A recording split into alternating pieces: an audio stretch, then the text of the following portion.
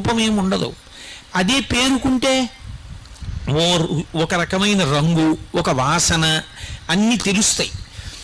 పేరుకున్న నెయ్యి ఎలా ఉంటుందో అలా రూపము లేనివాడు రూపాన్ని పొందుతాడు. అందుకే పరమశివుడికి 63 మూర్తులు.